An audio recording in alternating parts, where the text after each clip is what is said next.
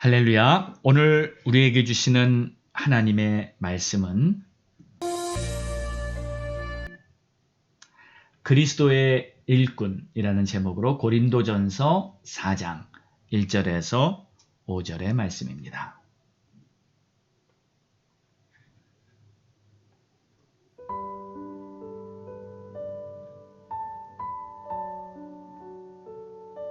사람이 마땅히 우리를 그리스도의 일꾼이요 하나님의 비밀을 맡은 자로 여길지어다.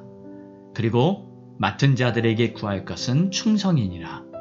너희에게나 다른 사람에게나 판단받는 것이 내게는 매우 작은 일이라.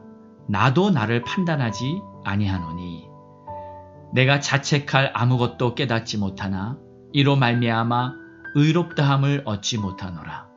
다만 나를 심판하실 이는 주시니라. 그러므로 때가 이르기 전 곧 주께서 오시기까지 아무것도 판단하지 말라. 그가 어둠에 감추인 것들을 드러내고 마음의 뜻을 나타내시리니 그때 각 사람에게 하나님으로부터 칭찬이 있으리라. 아멘. 오늘의 말씀은 그리스도의 일꾼이 되라고 권면하는 말씀입니다. 고린도 교회에 보낸 서신, 이 고린도 전서를 읽어보면 한 가지 중요한 것을 강조하고 있습니다. 그것은 바로 복음입니다. 1장부터 시작하면서 십자가의 도가 멸망하는 자들에게는 미련한 것이요 구원을 받는 우리에게는 하나님의 능력이라. 바로 복음을 말하는 것이죠. 그리고 이 복음은 하나님의 지혜라. 우리는 이 하나님의 지혜를 받고 살고 있고 또 우리가 이 하나님의 지혜 안에서 세상을 능히 이기는 모든 능력도 이로부터 오는 것입니다. 또 계속 성령에 대해서 성령으로 모든 것을 우리에게 밝히 보이셨다. 이런 식으로 3장까지 말씀을 쭉 전했는데 자, 오늘 4장에 들어와서는 그러한 복음, 그리스도의 일꾼으로 하나님이 우리를 세우셨기에 우리가 복음을 올바로 깨달아서 믿음 생활을 하라고 하는 권면입니다. 아무리 열심을 내고 아무리 경험을 많이 쌓았고 또 아무리 사역이 잘 되고 있는 것처럼 보여도 복음으로 말미암지 않는 것이라면 결국 모래성과 같이 다 허물어지게 되고 말 것입니다. 저는 지금 이 코비드 사태로 말미암아 주위에 여러 가지 현상들이 나타나고 있지만 그 중에서 앞으로 교회가 어떻게 될 것인가 이런 생각을 많이 해보게 됩니다. 그리고 특별히 한 가지 좀 예측할 수 있는 것이 있다면 참된 교회는 지속될 것이고 모래 위에 세워진 그러한 모습의 교회들이 있었다면 그런 교회는 사라질 것 같다 하는 그러한 생각이 듭니다. 예수님께서 마태복음 24장에 말씀하신 내용처럼 그 일들이 우리 눈앞에 보여지게 되지 않을까? 과연 무엇이 기초가 되어서 세워졌는가? 이것이 너무 중요합니다. 여러분들은 복음에 대해서 수없이 들어오셨습니다. 십자가의 예수 그리스도에 대해서 지식적으로는 교회를 다니신 분들은 충분히 알고 있을 것입니다. 그런데 이 복음이 참 능력으로 흔들림 없는 신앙으로 세워주는 기초석이 되고 있으십니까? 반드시 그렇게 되어야만 합니다. 복음이 빠진 신앙은 아무것도 아니고 복음이 빠진 그러한 교회 생활은 결국 모래성으로 다 사라지게 되고 말 것입니다. 그리스도의 십자가에 꼭 붙어서 항상 주님과 동행하며 살아가시기를 바랍니다. 아무든지 나를 따르려거든 자기를 부인하고 날마다 제 십자가를 지고 나를 따를 것이니라. 우리 주님이 하신 말씀이죠. 자, 오늘 1절에 보니까 사람이 마땅히 우리를 그리스도의 일꾼이요 하나님의 비밀을 맡은 자로 여길지어다 하고 말하고 있습니다. 그리스도의 일꾼이 된다는 것은 바로 하나님의 비밀을 맡은 자라. 이것은 특권이죠. 아무나 할 수 있는 것이 아니죠. 반드시 그리스도의 사람이 되어야만 합니다. 가끔씩 교회에서 자기 주장, 자기 생각을 주장하는 그러한 경우를 봅니다. 물론 누구나 자기 생각이 다 있죠. 어떤 경우는 또 목사님이 너무 자기 생각을 주장하는 경우가 있어서 교인들을 힘들게 하는 경우도 있을 수 있죠. 또 어떤 경우에는 장로님이, 어떤 경우에는 권사님이 자기 생각, 자기 주장을 너무 강하게 펼치다 보면은 교회라는 공동체 안에 참 힘든 일들이 생길 수밖에 없습니다. 교회는 이 하나님의 이름으로, 주님의 이름으로 모인 공동체이기 때문에 자기 생각이 아무리 맞아도, 제일 좋은 것처럼 생각이 되어도 사실 주장을 하면 안 됩니다. 만약에 그런 일이 생길 때마다 주장하는 사람이 강한 그런 교회가 있다면 그 교회는 몸살을 앓게 됩니다. 심지어 분열이 일어날 수도 있고 여러 가지 어려움이 생기게 됩니다. 고린도 교회가 그랬습니다. 고린도 교회는 심한 분쟁으로 몸살을 앓던 교회입니다. 그런데 여러분, 만약에 교회에 분열이 일어나고 분쟁이 일어난다는 말은 지체가, 그리스도의 몸으로 함께 모인 우리들은 지체가 아닌가요? 그런데 그 지체가 떨어져 나간다는 뜻입니다. 예. 여러분, 만약에 팔이 하나 떨어져 나갔다고 생각해 보세요. 얼마나 심각한 일입니까? 그 고통과 그 슬픔은 결코 쉽게 사라지지 않을 것입니다. 고린도 교회는 열심히 있었던 교회입니다. 그렇다면 무엇을 바탕으로 열심을 내야 하는지, 이게 중요한 것이죠. 그 답은 바로 그리스도의 복음입니다. 십자가 복음이 우리 모두의 신앙의 중심이 되어야만 합니다. 여러분, 십자가 복음이란 한마디로 얘기하면 사랑과 용서의 복음을 말하죠. 모든 죄인을 용납하시고 모든 죄인을 용서해 주셨던 하나님 아버지의 마음을 가지고 우리도 서로를 용납하고 사랑해 주는 것입니다. 그리고 그 마음이 이 모든 주님의 일을 하는데 기초가 되어서 하게 되면 교회는 예수님께서 우리를 사랑하셨듯이 그러한 모습이 됩니다. 자신의 뜻을 주장하고 서로 분쟁이 일어나는 그런 일은 결코 일어나지 않게 되는 것입니다. 자, 그래서 2절에 그 비결을 이렇게 말하고 있어요. 맡은 자들에게 구할 것은 충성이니라. 보통 이 말씀은 재직 임명패에 기록되는 말씀이죠. 장로가 될 때, 권사가 될 때, 집사로 세워질 때 하나님 앞에서 이렇게 오른손을 들고 약속을 하죠. 충성하시겠습니까? 그러면 우리는 아멘 하고 대답을 합니다. 맡은 자들에게 구할 것은 충성이니라. 우리는 하나님 앞에 기도하면서 하나님, 제가 충성할 수 있도록 주님 제 마음에 성령의 충만함과 하나님의 지혜와 예수님의 마음으로 채워주세요 하고 구해야 합니다.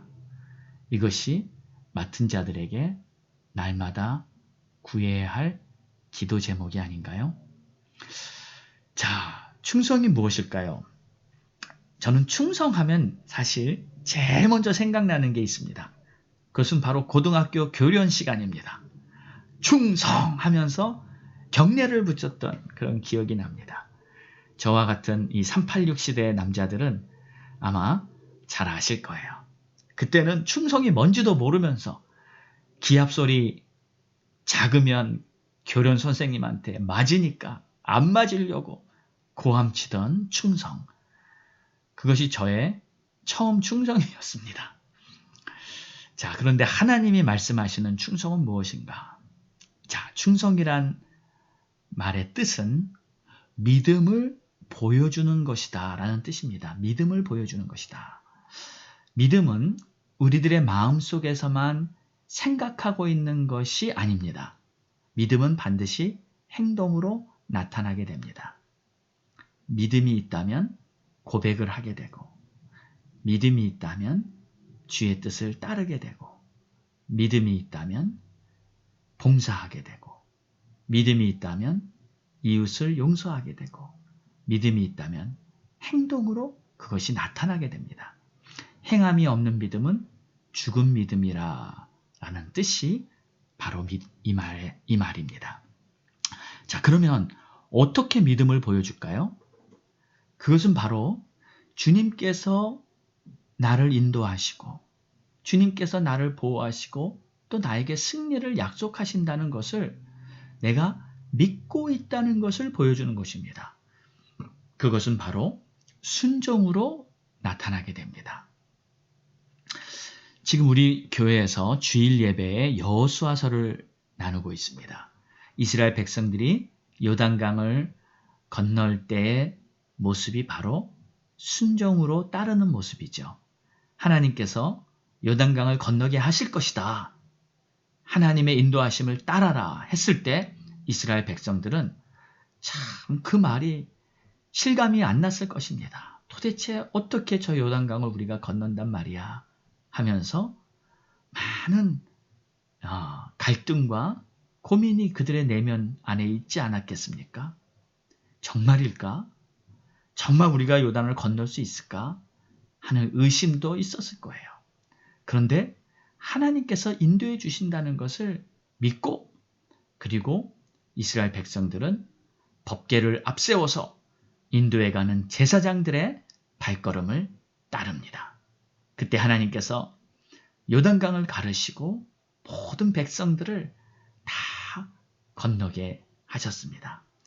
이렇게 모두 함께 행진하면서 순종으로 행함으로 따르던 그 모습이 바로 충성인 것입니다.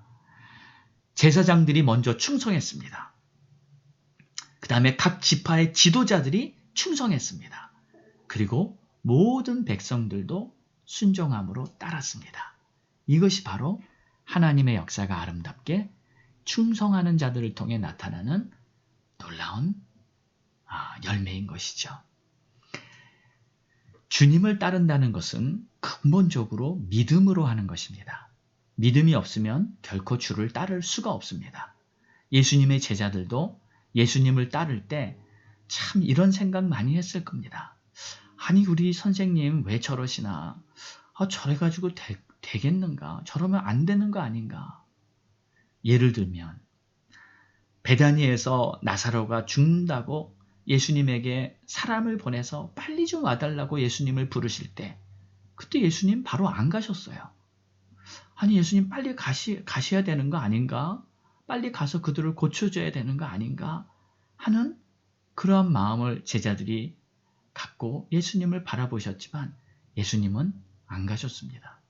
또 안식일에도 분명히 이삭을 잘라 먹으면 안 되는데 이삭을 잘라 먹도록 허락하시고 제자들에게 먹으라고 하셨을 때 이거 정말 먹어도 되는가?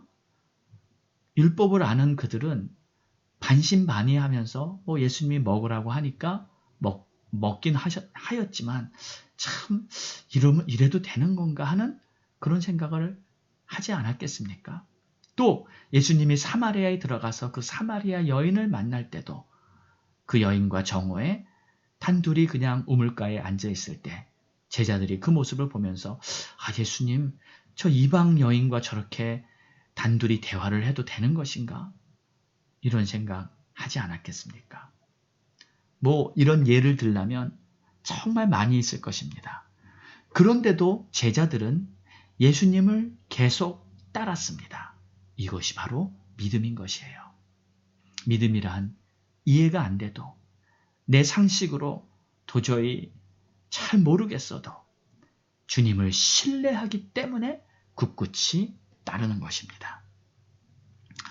얼마 전에 다 사교인인데 저에게 속마음을 털어놓으면서 하소연하는 이야기를 하는 그 이야기를 제가 좀 들어주었습니다. 자기 담임 목사님이 하시는 모습이 너무 마음에 걸려서 힘들다는 것입니다. 이렇게 제가 들어보기에 큰 대단한 문제는 아닌데 그분에게는 그게 참 힘들었던 모양이에요. 되게 그렇지 않습니까? 담임 목사님에 대한 기대치가 있죠. 그러니까 그런 성도에게 또 담임 목사님이 그런 모습으로 보였을 때 참 힘들었던 겁니다. 그래도 그 성도님은 교회에 이제 직분도 받은 분이시고 하니까 자기를 잘 지키며 이제 참고 있는데 제가 그러한 모습을 보면서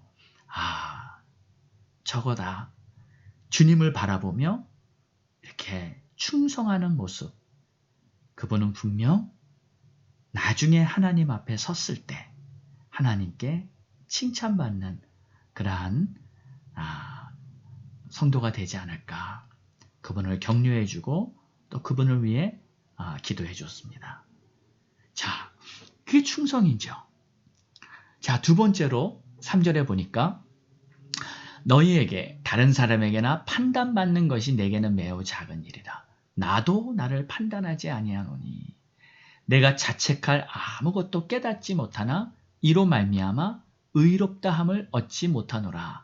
다만 나를 심판하실 이는 주시니라. 그러므로 내가 때가 이르기 전 주께서 오시기까지 아무것도 판단하지 말라. 아멘. 자, 두 번째는 판단하지 말라는 말씀을 이렇게 자세히 했습니다. 첫 번째는 나도 나를 판단하지 아니한다. 예. 자신이 자신을 판단하지도 않다는 거예요. 않겠다는 거예요. 잘한 것도 못한 것도 그것도 스스로 판단하지 않겠다는 겁니다. 나를 판단하실 일은 누구예요? 오직 주시니라. 오직 주님이 판단이 옳기 때문에 내가 나를 판단하는 것도 그것도 어떻게 보면 교만이죠. 예. 자, 내가 나를 볼 때 아무런 잘못을 깨닫지 못한다. 자, 이게 무슨 뜻인가요? 이것이 바로 내가 나를 볼 때 잘한 것인지 잘못한 것인지 자책할 것을 아무것도 깨닫지 못한다. 자, 이런 뜻입니다. 만약에 우리가 무엇인가를 잘했을 때 사실 결과를 보면 이게 잘된 일이구나 이렇게 스스로 만족하거나 또 기뻐할 수 있지 않겠습니까? 또 내가 뭔가를 잘못했어요. 잘못한 것 같아요. 결과가 안 좋아 보여. 그랬을 때 낙심하거나 내가 뭔가 잘못했구나 하면서 의기소침해질 수도 있는 것입니다. 그런데 그렇게 하지 말라는 거예요. 그러지 않아도 된다는 거예요. 왜냐하면 이 모든 것을 판단하실 분은 오직 주님이라는 것이죠.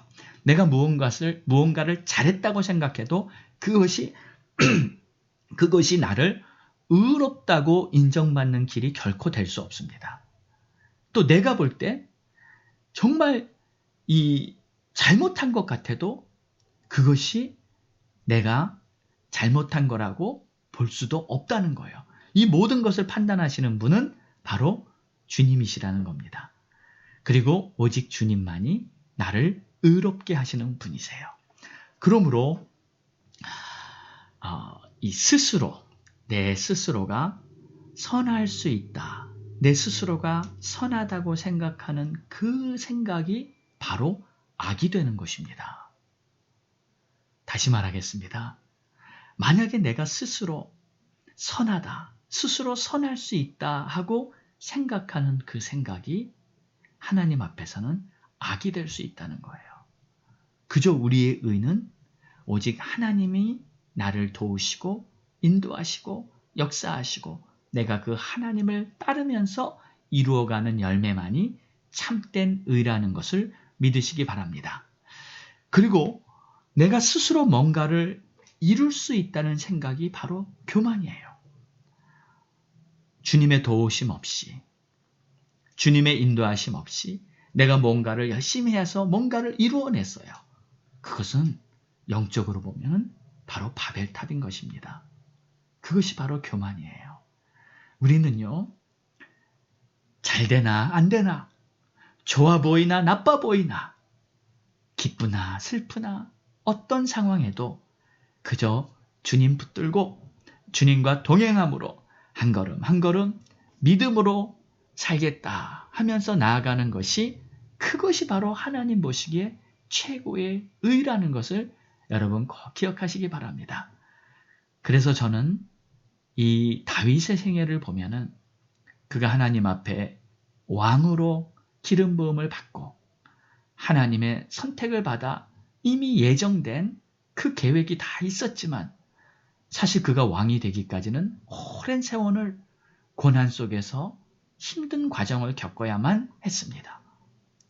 그 모습을 보면서 이 다윗이 끝까지 환난과 고난과 여러 가지 답답한 상황 속에서도 하나님의 눈 밑에서 하나님 보시기에 어떻게 하는 것이 내가 주님을 기쁘시게 하는 것일까? 단지 이 생각만 하면서 그 어려운 시기를 잘 이겨냈던 그러한 다윗을 보면서 얼마나 감동이 되는지 모릅니다. 오늘도 우리는 나를 바라보시는 그 주님의 눈길에 우리의 눈을 맞추고 주님과 동행하는 그러한 저와 여러분 되시기를 주의 이름으로 축원합니다. 자, 마지막으로 세 번째는 5절의 말씀입니다. 그러므로 때가 이르기 전 주께서 오시기까지 아무것도 판단하지 말라. 그가 어두움에 감추인 것들을 드러내고, 네, 무엇이 진리인지 무엇이 진실인지 모르는 어두움 속에 모든 것이 덮여 있는데 그것들을 밝히 드러낼 것입니다. 그리고 마음의 뜻을 나타내시리니, 때로는 우리의 마음에 진정으로 무엇을 내가 추구하고 있는지 자기 자신도 모를 때가 있습니다. 근데 그 모든 것들을 하나님이 밝히 나타내 주셔서 무슨 동기로 내가 열심을 냈고 무슨 동기로 내가 오늘까지 살아왔는지 이러한 것들을 하나님이 알려주실 겁니다. 그때 각 사람에게 하나님으로부터 칭찬이 있으리라. 할렐루야. 오늘 이 5절 말씀은 여러분 마음에 다 잘 받으시기 바랍니다. 이 말씀을 보면 그때 각 사람에게 하나님으로부터 책망이 있으리라 하지 않으셨어요. 심판이 있으리라 하지 않으셨어요. 대신에 칭찬이 있으리라. 하나님이 여러분을 칭찬하실 것입니다. 무엇을 칭찬하실까요? 주님 바라보고 하나님의 비밀을 맡은 자로 충성한 것을 하나님이 칭찬하실 것입니다. 하나님께서 정말 우리에게 말씀하시는 이 약속을 오늘 마음에 새기시고 주님만을 위해서 잘 걸어가실 수 있기를 바랍니다. 그래서 우리는 이렇게 해야 합니다. 모든 것을 주를 위해 하십시오. 내가 비즈니스 하는 것도 주를 위해 하시고, 내가 가정에서 정말 심지어 설거지를 할 때도 주의 이름으로 하나님 앞에 영광 돌립니다. 내가 이 설거지를 하면서 정말 우리 가족들의 건강과 맛있는 음식을 또 준비하면서 우리 어머니들이 정말 아내들이 집에서 가정에서 섬기는 모든 손길이 주의 이름으로 주의 영광을 위해서 한다면 그 자체가 얼마나 기쁨이 되고 가치 있는 그러한 모습이 될까요? 다 주님을 바라보면서 하는 것이 되는 거죠. 또 힘들고 마음이 상하고 지칠 때에도 주님께 그 마음을 그대로 다 드려보세요. 주님 힘들어요. 주님 답답해요. 하면서 기도하는 그 모든 기도가 우리 주님이 주시는 위로와 평강으로 응답이 될 줄로 믿습니다. 반드시 그렇게 되게 돼 있습니다. 요즘같이 사람들이 대면이 다 막히고 혼자 있는 시간이 부쩍 늘어난 시기에 우리가 할 수 있는 것은 주님을 바라보며 홀로 서기, 이 시간을 훈련하는 것입니다. 지난 세월을 생각해 보면 여러분 너무 분주하게 이리저리 뛰어다니지는 않았나 싶어요. 아무리 뛰었어도 열매를 맺게 하시는 분은 주님이신데 말입니다. 요즘 주위에 있는 목사님들과 이렇게 대화를 해보면 사실 고민이 많아 보입니다.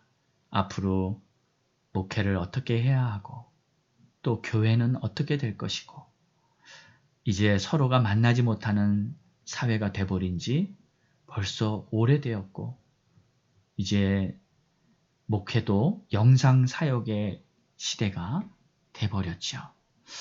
저도 이렇게 예배를 열심히 준비하고 말씀 준비 다 이렇게 한 것을 또 예배를 녹화를 또 다 일일이 해야 하고 그 녹화한 거를 또 유튜브에 다 이렇게 올려가지고 인터넷에 잘 진행이 되는지 이 확인을 하고 나중에 또 방송을 나오는 것을 보면은 꼭 이상하게 한두 개 문제가 있거나 또 실수를 발견하기도 합니다.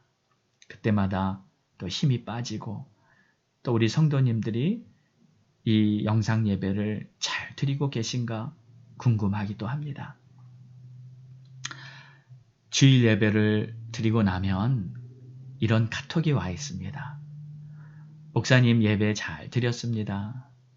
어떤 성도님들은 감사합니다. 주님 말씀대로 살도록 노력해 보겠습니다. 이런 카톡들을 받아보면 분명히 이분들은 교회에서 예배를 드리나 집에서 예배를 드리나 어떤 형편에 처할지라도 예배자의 모습이 되려고 애를 쓰고 계신 것 같아서 마음이 흐뭇하고 또 저에게도 큰 위로와 힘이 되죠. 제가 연락을 하지 않으면 한 번도 연락이 없으신 성도님들도 계십니다. 물론 무소식이 희소식이라고 별일이 없다고 생각하고 그냥 그분들을 위해 기도해드리고 하지만 그래도 이렇게 거리가 멀어지는 것 같아 또 안타깝기도 합니다. 우리 사랑하는 성도 여러분, 매일매일 주님을 바라보면서 환경을 이기는 훈련을 잘 해나가시기 바랍니다. 그리고 우리는 복음의 그리스도의 일꾼이라는 거 잊지 마시고 내가 어떠한 처지에 있든지 나는 충성함으로 주님을 섬기고 또 주님 오시는 그날까지 마음을 잘 지켜서 주님으로부터 칭찬받는 그러한 주님의 자녀가 되리라. 다시 한번 마음에 결단하시고 또 하나님의 뜻을 따를 수 있는 우리 모두가 되기를 주의 이름으로 축원합니다. 기도하겠습니다. 좋으신 우리 하나님 아버지, 감사와 찬송을 올려드립니다. 하나님, 하나님의 은혜로 우리가 이렇게 오늘도 호흡하고 숨쉬며 살고 있습니다. 많은 어려움이 눈앞에 보일지라도 끝까지 믿음으로 충성하며 주님 바라보며 살게 하여 주옵소서. 예수님의 이름으로 기도합니다. 아멘. 우리 함께 찬양 드리겠습니다.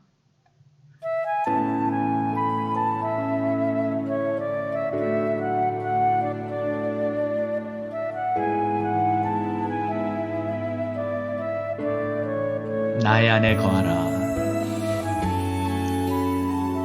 우리 주님께서 우리를 도와주시고 우리를 붙잡고 계십니다.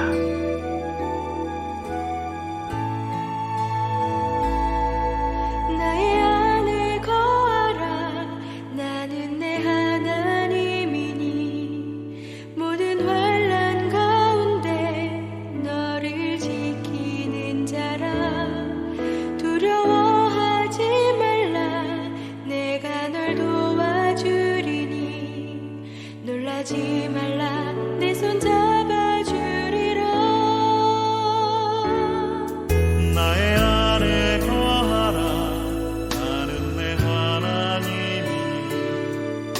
모든 환난 가운데 너를 지키는 자라.